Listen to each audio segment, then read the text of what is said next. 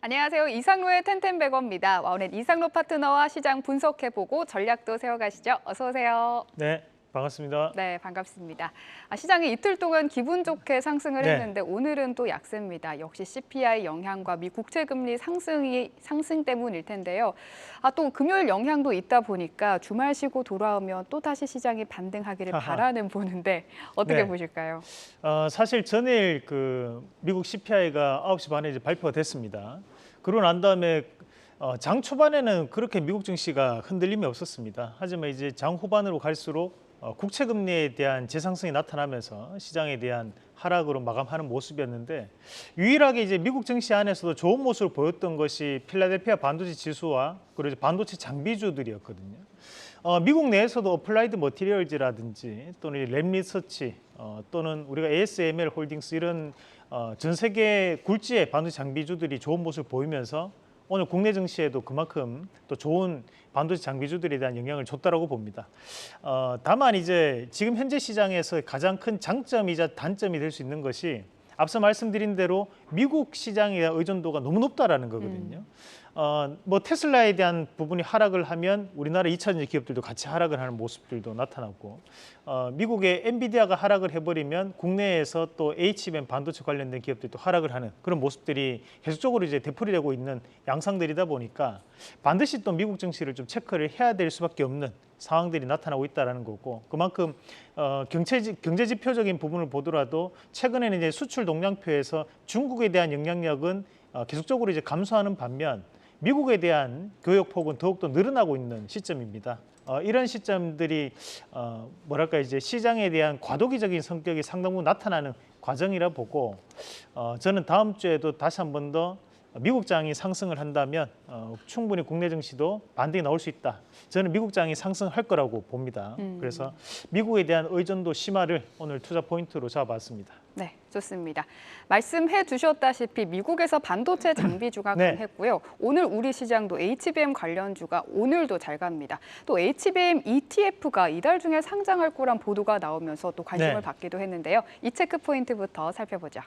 네, 우선은 이제 ETF에 대한 출시는 우리가 한편으로는 그 반갑게 생각하실 수 있는 부분이지만, 다만 이제 그 이런 ETF가 출시되고 난 다음에는 항상 보면 하락폭이 좀 나타났었거든요. 과거 왜요? 2021년도에 메타버스 ETF가 나오고 난 다음에 메타버스 관련주들이 좀 빠지는 모습들, 그리고 최근에 2차전지 관련된 ETF가 총 16개 정도가 불어났습니다. 그러면서 조금 빠지는 모습들이 나타났기 때문에 우리가 이 반도체, HBM 반도체 관련된 부분도 좀 더 체크를 하시면서 무작정 이게 좋겠다라고 생각은 안 하시면 좋을 것 같고. 근데 상장 후에 빠지는 이유는 뭘까요? 그만큼 이제 기대감에 대한 부분에서 상승을 하고 난 다음 약간 그다음에 차익 이제 실현 주가에 매물이 대한 나오기도 차익 하고. 실현 매물이 좀 나오는 그런 양상들이 좀 되풀이되는 시장이었고, 지금 이제 앞서 말씀드린 대로 이제 간밤에 미국의 반도체 장비주들에 대한 모습이 워낙 좋았습니다.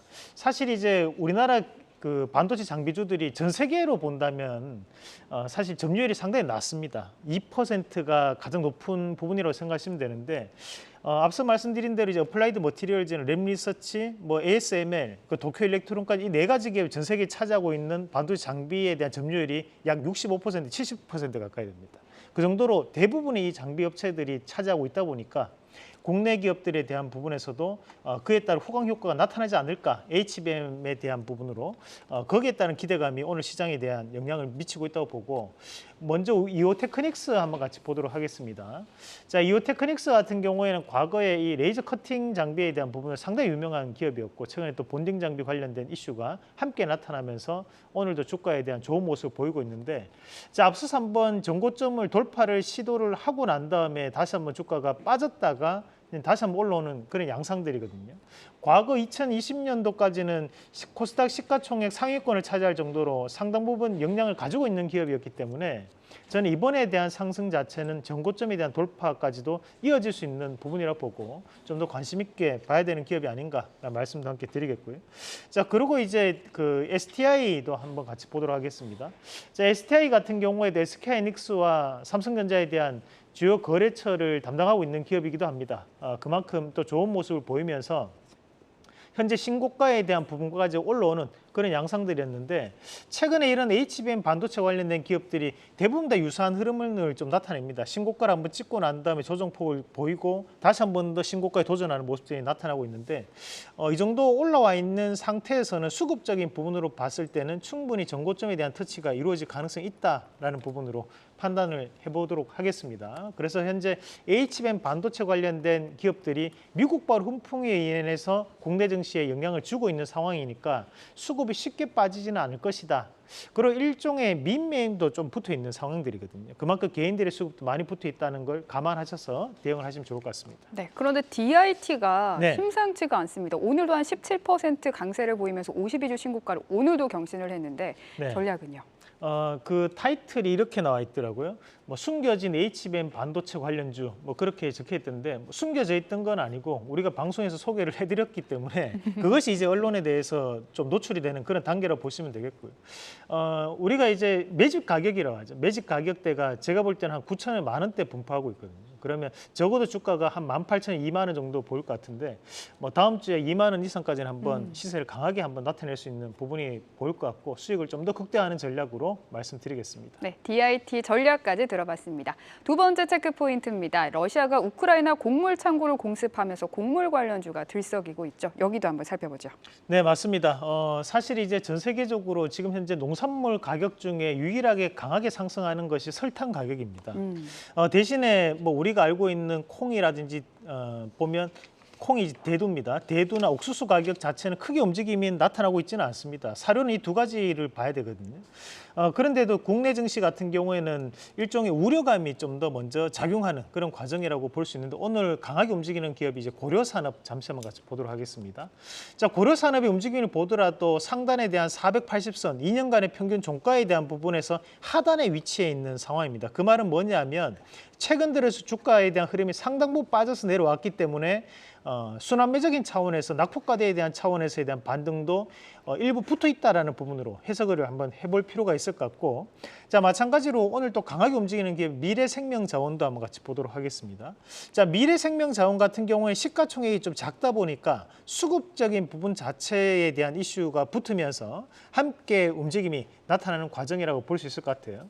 그래서 우리가 이런 사료 관련주들이 곡물 가격이 상승을 해야지만 움직인다기 보기보다는 그런 우려감들이 주가에 대해서 낙폭과대가 겹치면서 수급적인 힘으로 넘어가는 그런 양상이라고 저는 판단을 하고 있기 때문에 트레이딩 관점으로 대응하시는 전략만 말씀을 드리고 좀 더 연속적인 상승을 보려면 오히려 설탕 관련주, 뭐 오늘 대한제당이라든지 뭐 CJ제일제당 이런 기업들 위주로 좀 대응하시는 전략으로 말씀드리겠습니다.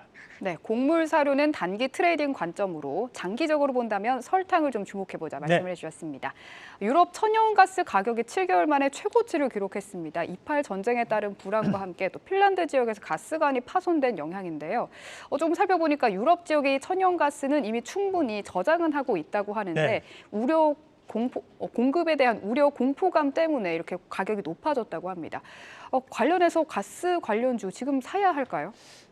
우리가 이제 유럽에서 거래되는 것은 천연가스 가격으로 결정되는 것이 아닙니다. 유럽 가스 같은 경우에는 TTF 가스와 영국 가스 이 두 가지로 거래가 되는 건데 이 두 가지 가격은 어떻게 결정되냐면 우리가 이제 러시아에서 나오는 파이프관을 통해서 유럽 전역으로 분포가 되는 거거든요.